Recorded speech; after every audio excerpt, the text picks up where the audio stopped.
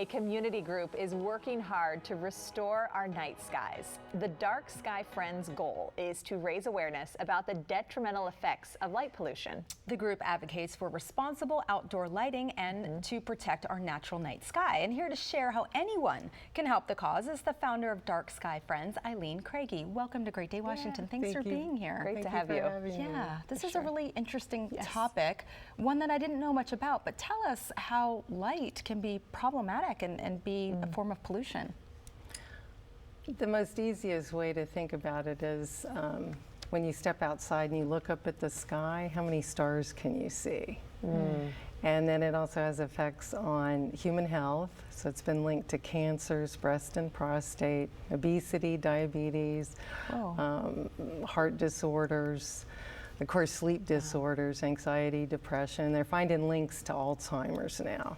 And it affects plants. The trees will leaf earlier, and they'll lose their leaves later. And you know, of course, there's massive amounts of wasted energy. But what's happening is it's your circadian rhythm, that kind of internal clock. So all of us were evolved in accordance to this 24-hour light and day. So it just starts affecting everything. It's our artificial light, right? So the lights inside, but I assume like lights around your house would be even worse when we're talking about the dark sky and trying to see the stars and things, right? What is the biggest culprit here?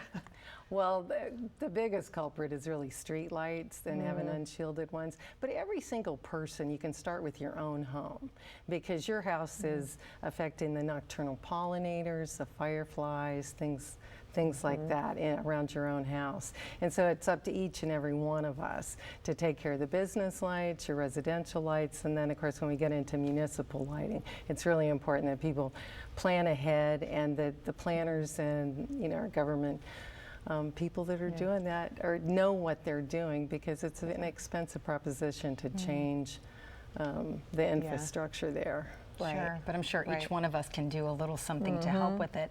You mentioned some of the conditions that it causes in terms of our health. What are some of the other far-reaching consequences that most of us aren't thinking about or aren't aware of?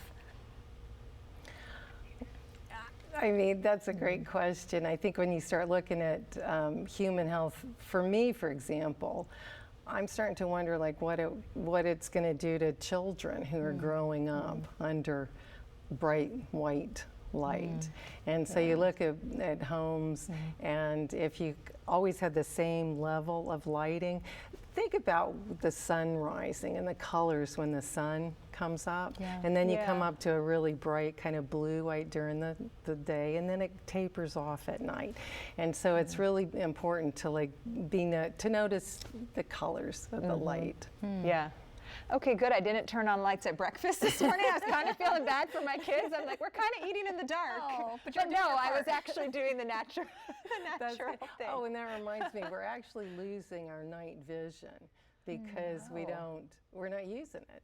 And it takes, there's estimates 10 to 30 minutes to really let your eyes get adjusted to the light. So most people, if you're coming from an overly bright place, you walk outside and you think, gosh, this is really dark. And then you're like, oh, I need more lights, right?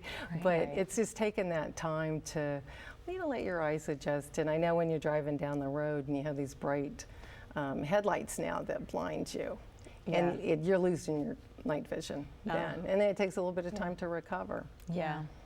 We have about 30 seconds left. What can people do to kind of help in this cause? The biggest thing is follow the 5 principles of responsible outdoor lighting at night. So fully shield your lights. Do you really need the lights? You want to look at the color temperature of them. Again, getting back to that warm color. Make sure they're not too bright and not using too many, and add dimmers, timers, and motion activators to them. So when you're walking out at night, you need the light to see. And if you have the motion activator and Put the dimmer happy on. to talk about this. The dimmer, absolutely. This is so interesting. Thank you today for being here. You can get more information or see how you can volunteer as well by heading to darkskyfriends.org.